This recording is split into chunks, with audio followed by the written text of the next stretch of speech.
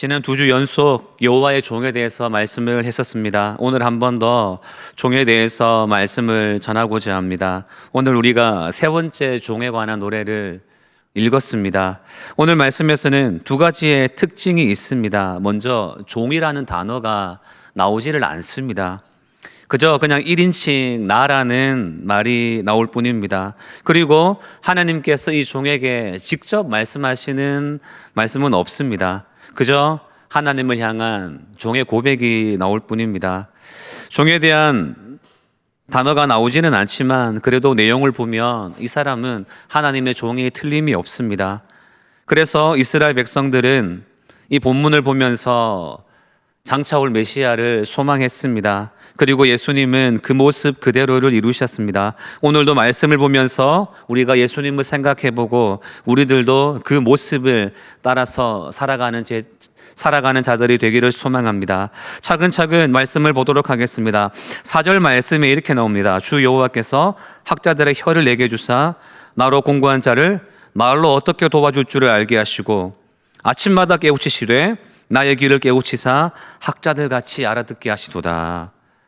여기 보게 되면 본문에 이 나라고 하는 종이 맨 먼저 하나님이 자신에게 하신 일을 가리켜서 혀를 주셨다라고 말씀을 하고 있습니다. 이 말이 무슨 말인가 하면 자신이 하나님으로부터 받은 임무는 혀로서 하는 일임을 암시하고 있는 것입니다. 지난주 49장의 말씀에서 하나님께서 종의 입을 날카롭게 만드셨다라는 표현이 있었는데요. 거기서 나오는 입과 오늘 말씀에 나오는 이 혀는 같은 말입니다. 다시 말해서 오늘 본문에 나라고 하는 이 종은 말로서 하나님이 시키신 바를 해야 하는 사람임을 알 수가 있습니다. 그러면 말로서 도대체 무슨 말을 해야 할까 생각을 할 수가 있는데요. 4절에 이렇게 나오죠. 곤고한 자를 말로 어떻게 도와줄 줄을 알게 하시고, 종이 할 일은 이 하나님이 주신 학자의 혀를 가지고서 곤고한 자를 말로써 도와주는 것입니다. 어려운 사람에게 말로 도움을 주기 위함입니다. 이스라엘에서는 말로써 하나님의 일을 하는 사람들이 있었습니다. 바로 예언자들입니다. 이렇게 볼 때 오늘 본문은 종의 할 일이 예언자의 일임을 알 수가 있습니다. 학자의 혀를 주셨다라고 하는 말씀, 이 학자라는 말보다는 제자나 학생이라는 뜻이 더 맞는 말입니다. 이 종은 하나님과 자신과의 관계를 학자와 선생, 학생과 선생, 제자와 스승의 관계에 빗대어서 말씀을 하고 있습니다. 그렇다면 이 종은 하나님의 일을 하는 것이 종의 자신이 가진 능력이나 품성에 달려있는 것이 아니란 사실을 깨닫게 됩니다. 하나님이 깨우쳐 주셔야 알 수가 있고 하나님이 말하게 해주셔야 할 수 있다라는 말입니다. 하나님이 힘주시지 않고는 아무것도 말할 수 없다라고 하는 그런 절실한 마음이 담겨져 있는 것입니다. 아침마다 깨우치신다라고 나와 있는데요. 하나님께서 이 종을 날마다 새롭게 깨우쳐서 하나님의 뜻을 깨닫고 배우도록 해주심을 말합니다. 이 학자의 혀를 가지고서 곤고한 자를 도와주려면 먼저 자신부터 스스로 하나님에게 듣고 배우는 바가 있어야 됩니다. 하나님의 음성을 알아들을 수 있어야 한다는 것입니다. 이 아침마다라는 말에서 느낄 수 있는 것은 예언자라고 해서 언제나 자기 좋을 대로 하나님의 뜻을 이해할 수 있는 것은 아니고 늘 새롭게 하나님으로부터 깨우침을 받아야 함을 느낄 수가 있습니다.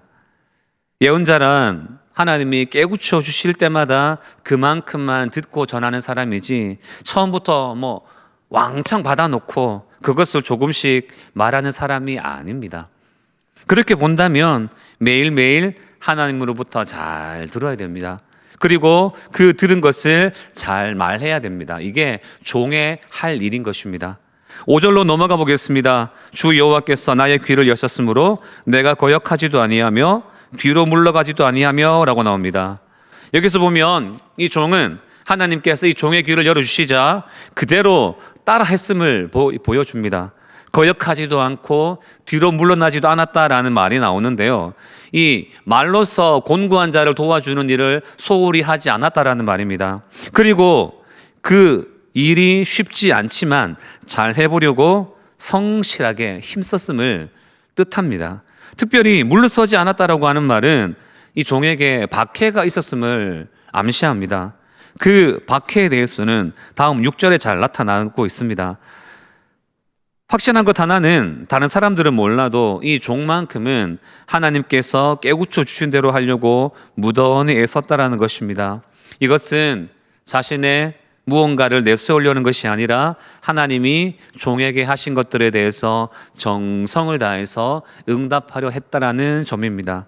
6절로 넘어가 보겠습니다. 나를 때리는 자들에게 내 등을 맡기며 나의 수염을 뽑는 자들에게 나의 뺨을 맡기며 모욕과 침뱉음을 당하여도 내 얼굴을 가리지 아니하였느니라.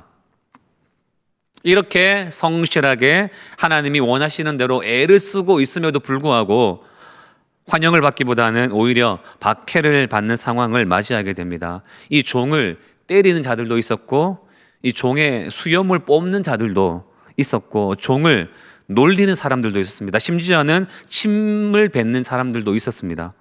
그러한 상황에서 오늘 6절 끝부분에 보십시오. 내 얼굴을 가리지 아니하였느니라 라고 나오듯이 이 종은 이 박해받고 있음을 억울하게 생각하거나 피하려고 하지 않았습니다. 오히려 떳떳이 박해받았습니다. 그래서 박해하는 자들에게 자기의 등을 맡겼고 뺨을 맡겼습니다. 이 종이 박해를 피하지 않는 이유는 박해를 받는다는 사실 그 자체에 관심을 두게 되면 하나님이 자기에게 맡겨주신 일을 제대로 수행할 수 없을 것이기 때문이었습니다. 이 종에게 중요한 것은 자신이 괴롭힘을 당하느냐 그렇지 않느냐가 아니었습니다. 자신이야 어떻게 되든 하나님의 명령하신 바를 잘 해내는 데 있었다라는 사실입니다. 7절부터 9절까지의 말씀을 보겠습니다. 이 부분을 읽지 않겠는데 이 종은 사실 박해를 받으면서도 흔들리지 않고 꿋꿋이 하나님의 종로를 타는 게 쉽지 않음에도 불구하고 그렇게 했는데요. 그렇게 할 수 있음은 하나님이 자신을 도우고 계신다는 사실을 확신하고 있기 때문이었습니다. 7절 맨 첫머리에 보십시오. 주 여호와께서 나를 도우심으로 라고 나오고 있습니다. 이것을 똑똑히 말해줍니다. 종에게 혀를 주시고 귀를 열어주셔서 깨닫게 하시고 말하게 하시는 그 하나님이야말로 정말 도움이 되는 분이기 때문에 어떤 박해도 문제가 되지 않는다라는 것입니다. 내가 부끄러워 아니한다라는 표현이 나오는데요. 이것은 이 종이 가지고 있는 자신감의 표현입니다. 박해하는 자들이 이 종을 부끄럽게 만들려고 하지만 하나님께서 도우시기에 자기는 절대로 부끄러움을 당하지 않는다라는 자신감을 보이고 있는 것입니다. 본질적인 것은 하나님과의 관계이지 박해자의 평가나 행동이 아님이 다시 한 번 더 분명해지고 있습니다. 그러면서 이 종은 자기 스스로 말하기를 나는 내 얼굴을 부싯돌같이 굳게 하였다라고 이 7절 말씀에 나옵니다. 부싯돌이라고 하는 것은 아주 단단한 돌을 의미합니다. 그러니까 박해자가 자기를 욕하고 조롱한다고 해서 전혀 그것이 문제가 아니라는 것입니다. 부끄러워하거나 물러설 필요가 없다는 것입니다. 오히려 자신의 마음과 몸을 가다듬고 대응을 했다는 것입니다. 조금도 마음에 거리끼는 바가 없으므로 떳떳한 얼굴로 박해자들을 상대한 것입니다. 8절로 넘어가서 이 종은 하나님을 가리켜서 나를 의롭다 하시는 이라고 표현하면서 그 하나님이 아주 가까이에 계심을 말합니다. 그러면서 당당하게 말하기를 자기와 다툴 자가 있으면 내 대적이 있으면 한번 나와봐라 라고 합니다. 하나님이 있고 종이 있고 박해자들이 있습니다. 이런 삼각관계에서 하나님과 종이 한편입니다. 그렇기 때문에 박해자들이 아무리 달려든다고 한들 자기를 절대로 이길 수 없음을 종이 고백하고 있는 것이죠. 이 하나 재미있는 부분은 이 8절에서 나오는 낱말들이 이 법률 생활에서 비롯된 말들입니다. 의롭게 하다라고 하는 말, 아무개와 다투다라고 하는 말, 이 내 대적이라고 하는 말, 이것들을 다 히브리어로 표현해 보면 이겁니다. 내 소송 사건의 당사자라는 말이 됩니다. 그러니까 오늘날의 법률 용어로 치자면 피고인, 무죄 이런 용어가 이 8절 안에 들어 있습니다. 그러니까 지금 이 종은 마치 재판장에서 자기를 죄인으로 고발하는 쪽에 맞서서 자신의 무죄를 당당하게 주장하고 있고 자신이 100% 승소할 것임을 확신하는 사람처럼 말하고 있습니다. 그렇게 보면 이 박해는 단순한 박해가 아니라 자신을 죄인으로 몰아붙이는 박해인 것으로 볼 수 있습니다. 박해를 행하는 사람들은 그 나름대로 이 종교적인 동기에서 본문의 주인공과 다툰 것입니다. 그러니까 이 종과 마찬가지로 박해를 하는 사람들도 그들 나름대로는 나 하나님 잘 섬기는 사람이야 라고 하면서 서 있는 자들이었습니다. 그들의 입장에서 보면 이 종이 하나님께 잘못을 저지르고 있다고 판단을 하였기 때문에 이 종을 때리고 욕한 것이지요. 그러나 9절에 이렇게 나옵니다. 보라, 주 여호와께서 나를 도우시리니 나를 정죄할 자가 누구냐라고 말입니다. 나를 정죄할 자 누구뇨? 수사 의문문을 쓰면서 박해자들이 자신을 악인으로 죄인으로 여기고 있음이 암시되어 있습니다. 그러나 본문은 전혀 종은 굴하지 않았습니다. 그저 하나님 앞에서 하나님과의 관계적인 면에서 자신은 의롭게 서 있음을 떳떳이 밝히면서 오직 하나님의 말씀에만 순종하는 자로 나아가고 있습니다. 결국 이 오늘 본문에 나오는 이 종, 나라고 하는 사람은 어려움을 겪고 있는 자신이야말로 하나님께서 도우시는 사람이기 때문에 그 누가 뭐래도 문제가 되지 않음을 여러 차례 다른 말로 표현한 것입니다. 그리고 마침내 자기를 괴롭히는 사람들이 망하고 말 것이라는 확신도 함께 표현을 했습니다. 이 오늘 본문을 통틀어서 보자면 여기서 말하는 종은 깨닫고 의지하는 종의 모습입니다. 역시 이 말씀을 보고 있으면 예수님의 모습이 바로 떠오른다는 것을 우리가 느낄 수가 있습니다. 하나님이 종을 아침마다 깨우치셨습니다. 예수님이 매일 아침 하나님의 음성에 귀를 기울이는 그런 훈련된 순종자로 살아가셨습니다. 요한복음 7장 16절에 보면 내 교훈은 내 것이 아니요 나를 보내신 이의 것이니라 라고 말씀을 하고 있는데, 예수님은 자신이 가르치는 그 가르침이 아버지께로부터 온 것이라고 반복해서 말씀을 했습니다. 이를 위해서 예수님은 매일 새벽에 하나님 앞에 엎드리는 삶을 살았습니다. 마가복음 1장 35절에 보면 새벽 오히려 미명에 예수께서 일어나 한적한 곳으로 가사 거기서 기도하시더니 라고 나옵니다. 예수님은 하나님이 맞습니다. 그러나 참 인간으로 이 땅에 오셨기 때문에 인간적인 한계를 이 기도로 이겨내셨습니다. 매일같이 기도하면서 하나님이 주시는 말씀을 깨닫고 그 힘으로 나아갔던 것입니다. 그런 힘이 많은 사람들에게 위로를 주었습니다. 오늘 4절에 곤고한 자를 말로 위로한다라고 하는 표현, 예수님이 그대로 행했습니다. 마태복음 11장 28절 우리가 잘 알고 있지요. 수고하고 무거운 짐진 자들아 다 내게로 오라 내가 너희를 쉬게 하리라. 예수님은 이렇게 오라고 초청하시는 말씀을 하면서 많은 사람들을 위로하며 살렸습니다.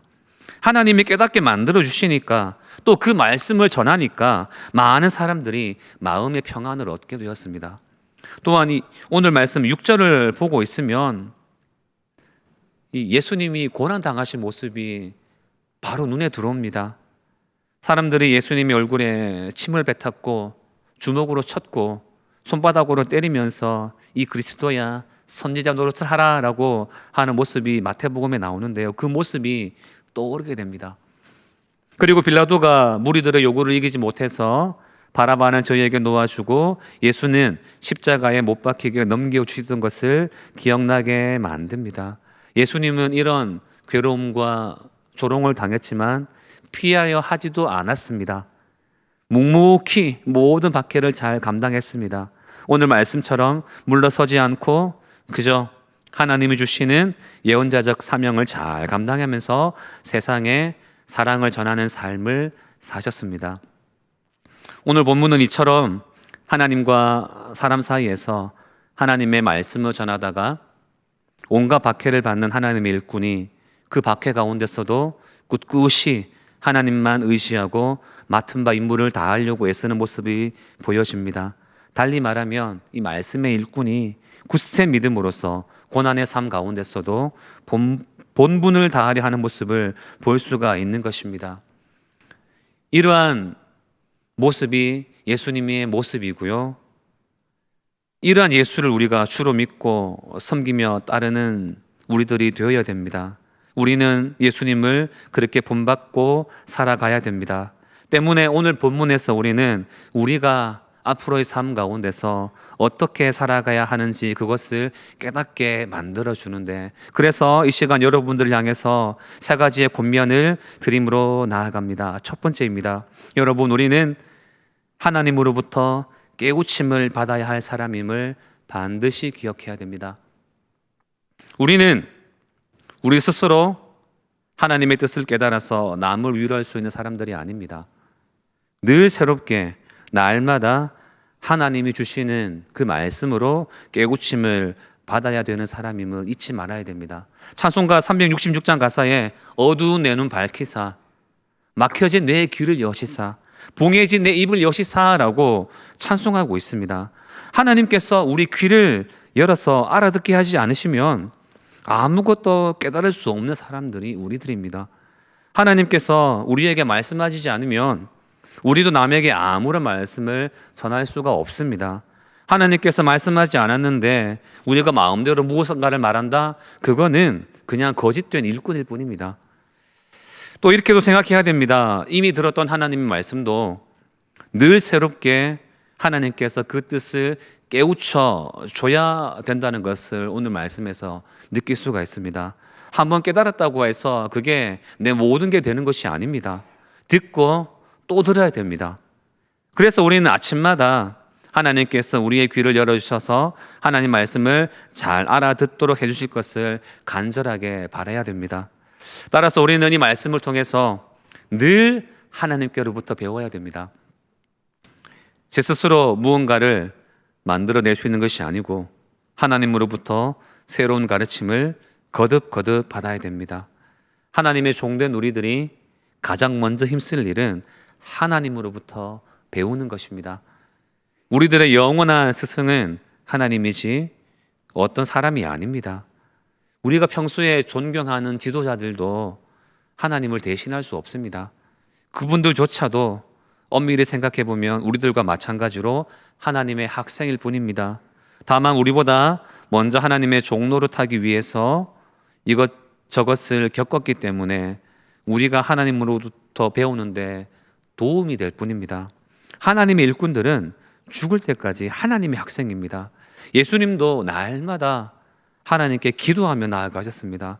누가복음 22장에는 습관적으로 습관을 쫓아서 기도하러 가셨다라고 말씀을 하고 있습니다. 성도 여러분, 학자의 혀라고 하니까 너무 멀리 있는 것 같아 보이기도 하는데요. 여러분, 우리는 그냥 예수님의 학생입니다. 그래서 예수님의 학생으로서의 입이 필요합니다. 세상을 향해 위로해야 됩니다. 진리를 선포해야 됩니다. 곤고한 자를 살려야 됩니다. 그런데 그러기 위해서는 하나님이 깨우쳐 주시는 바가 있어야 됩니다. 여러분, 아침마다 하나님을 찾으며 나아가시기 바랍니다. 축구를 좋아하는 사람들, 비가 오나 눈이 오나 축구를 하러 갑니다. 낚시를 좋아하는 사람들, 주말만 되면 가정이고 뭐고 그냥 낚싯대를 던지러 갑니다. 헬스를 좋아하는 사람들, 밥은 굶어도 헬스를 합니다. 여러분, 신앙에 이런 아침마다 하나님이 주시는 깨달음을 우리가 경험해야 됩니다. 그래서 여러분, 신앙에 정말 펑크를 내지 않아야 됩니다. 주일 성수가 왜 귀한지를 알아야 됩니다. 새벽마다 하나님을 찾는 일이 왜 귀한지를 알아야 됩니다. 매일같이 하나님 앞에 엎드리는 일이 왜 그렇게 소중한지를 알아야 됩니다. 그런 자는 하나님이 주시는 뜻을 깨달을 수 있기 때문에 곤고한 자를 말로써 도와줄 수 있습니다. 그런 사람이 예언자적 삶을 살아갈 수가 있습니다. 다시 말하면 그런 사람이 예수님처럼 닮아갈 수가 있는 것입니다. 그래서 이 말씀을 통해서 우리는 늘 하나님을 통해서 주시는 말씀을 통해 우리를 깨우치며 나아가야 됨을 기억하시고 늘 하나님 앞에 겸손하게 서는 여러분들이 되시기를 바랍니다. 두 번째로 권면드립니다. 나를 위한 것이 아니라 남을 위해서, 이웃을 위한 깨우침의 목적을 두며 나아가시기 바랍니다. 지난 금요일 새벽 기도회 때 유다서 말씀을 전하면서 잠시 언급을 했었는데요. 유다서는 당시 교회를 위협했던 영지주의 이단에 맞서서 성도들로 하여금 힘써 싸우라며 그것을 권면하는 말씀입니다. 그런 가운데 이단과 확연하게 다른 기독교만의 특징을 제가 말씀을 했었습니다. 그게 무언가 하면 바로 기독교는 생명을 살려내는 특징을 가지고 있다라는 것입니다. 그 유다서에 보게 되면 이단들을 가리켜서 물이 없는 구름, 열매 없는 가을나무라고 표현하고 있습니다. 구름은 비를 머금고 있습니다. 그래서 비를 내리면서 유익을 줍니다. 그런데 그렇게 내려준 비는 온 세상에 생명을 부여하는 것입니다. 그 나무는 가을이 되면 열매를 맺습니다. 그 열매는 따먹는 이들로 하여금 생명을 보존케 합니다. 그런데 이단들은 물이 없는 구름이래요. 그러니까 생명이 전해지지 않는 겁니다. 열매 없는 나무라고 합니다. 이것은 아무런 유익이 되지 않습니다. 기독교는 그렇지 않습니다. 기독교는 생명력이 있습니다. 교회에서 선포하는 구원은 생명을 살려내는 선포입니다. 그래서 한 생명을 천하보다도 귀하게 여기고 한 영혼을 살려내기 위해서 애를 쓰는 것입니다. 오늘 종이 날마다 하나님이 깨우쳐 주시는 말씀으로 살았습니다. 왜냐하면 목적이 있었기 때문입니다. 바로 그 깨달은 말씀으로 이웃의 영혼을 살려내는 것이었습니다. 아니, 온 세상 사람들의 영혼을 살려내는 것이었습니다. 여러분, 우리들도 그렇습니다. 우리가 하나님의 종으로서 하나님으로부터 깨우침을 받는다고 하는 것은 우리 자신만을 위한 것이 아닙니다. 하나님부터 배운 것, 들은 것은 우리의 지식의 탑을 쌓는 것이 목적이 아닙니다.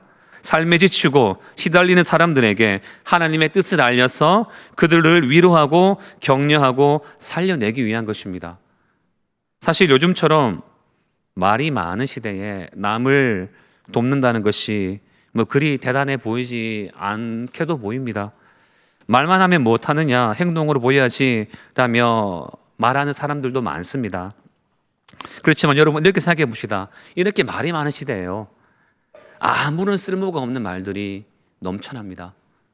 심지어 남에게 상처를 주고 남을 해치는 말들도 넘쳐납니다.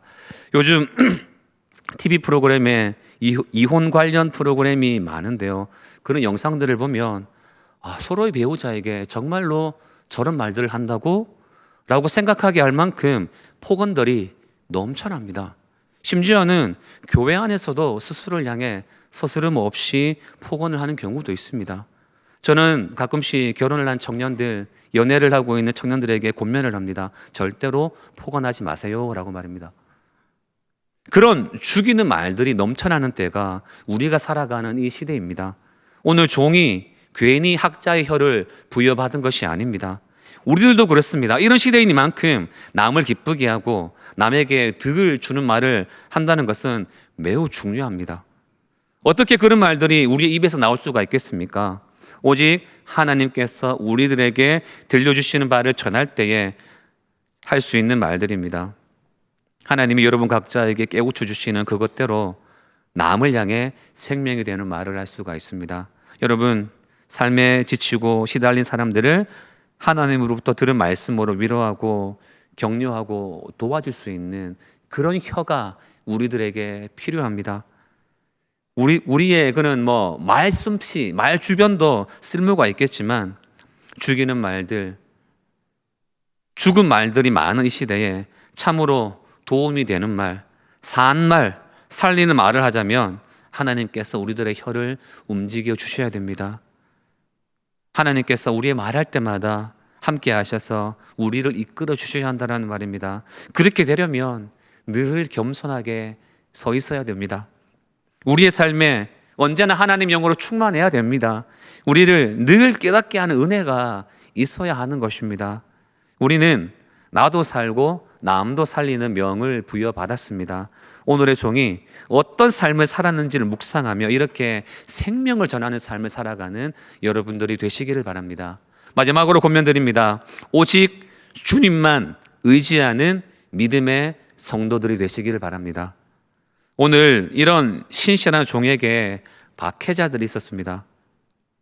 예수님은 늘 기도하며 가난한 자들을 위로하고 살리는 일에 집중하셨습니다. 그럼에도 불구하고 반대하는 자들이 있었습니다. 바리새인들, 서기관들, 대제사장들이 그랬습니다. 그들은 결국 예수님을 죽이는 자들이 되었습니다. 우리가 하나님의 일꾼들로서 하나님께서 깨우쳐 주신 바를 가지고서 어려운 사람들 가운데 있는 자들을 도우려고 하지만 우리를 박해하는 자도 있음을 우리가 미리 알고 있어야 됩니다.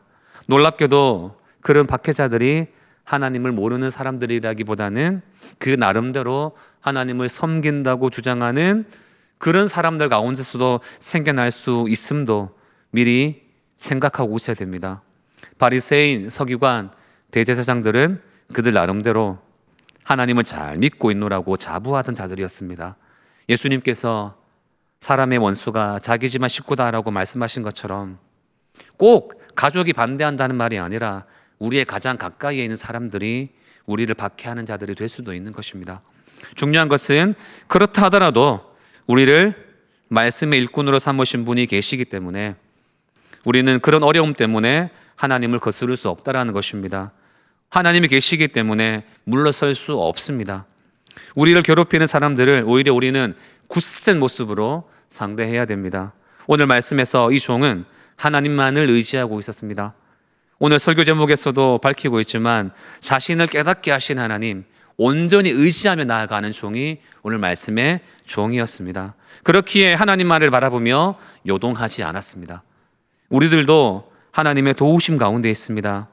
누가 옳고 그른지는 하나님이 아시기 때문에 여러분 조금 더 흔들리거나 넘어질 필요가 없습니다. 하나님이 우리를 도우시고 계시기 때문에 사람의 입으로 우리를 잘못되었다, 당신 나쁘다, 당신 엉터리야 라고 해도 문제될 것 없습니다. 그저 하나님만을 의지하며 나아가는 자들이 되어야 합니다. 물론 한 가지 조심할 것이 있습니다. 우리들이 잘못을 해서 하나님께 심판을 받으면서 어려움을 겪을 때가 있습니다. 그런 때에 하나님의 이름을 들먹이면서 하나님 때문에 고난을 당함으로 이런 식으로 생각을 하지는 않아야 됩니다. 이런 위험에 빠지지 않으려면 오늘 본문 첫머리에서 하나님의 일꾼이 고백한 것처럼 늘 하나님이 깨닫게 해주시는 것이어야 됨을 알아야 됩니다. 자기의 주장, 사상, 경험을 가지고서 무엇을 하려고 하다가 안 되고 실패하고 어려움을 겪는 것은 오늘 본문에서 말하는 박해하고는 거리가 멉니다. 하나님 말씀대로 살아가는 가운데 정말 견디기 힘든 일을 당할 수도 있습니다. 예수님이 당했듯이, 바울이 복음을 전하다가 어려움을 당했듯이, 다윗이 하나님만을 바라보는 가운데서 많은 난관에 부딪혔듯이 말입니다. 그런 때에는 오직 주님만을 의지하는 믿음의 성도들이 되어야 됩니다. 예수님을 소망하며 나아간다는 것은 이렇게 오직 예수님만을 의지하며 나아가는 삶을 살아간다는 것입니다. 믿음 위에 서서 세상의 어떤 것에도 흔들리지 말고 주님만 의지함으로 나아가는 여러분들이 되시기를 바랍니다. 대림절 네 번째 주일입니다. 우리가 예수님의 오심을 기다리며 더욱더 주님을 소망함으로 나아갈 때 우리는 오늘 이 종의 모습을 그대로 살아가신 예수님을 닮아가야 됩니다. 한 주간의 삶을 살아가실 때에 하나님의 주시는 것을 깨닫는 자가 되기를 소망하시고 나보다는 남을 위하여 살아가야 함을 알고 생명의 일꾼이 되기에 힘쓰시기 바랍니다. 그리고 예수님만 의지하며 살아가는 저와 여러분들이 다 되셔서 매일같이 행복한 삶을 누리기를 주님의 이름으로 축원합니다.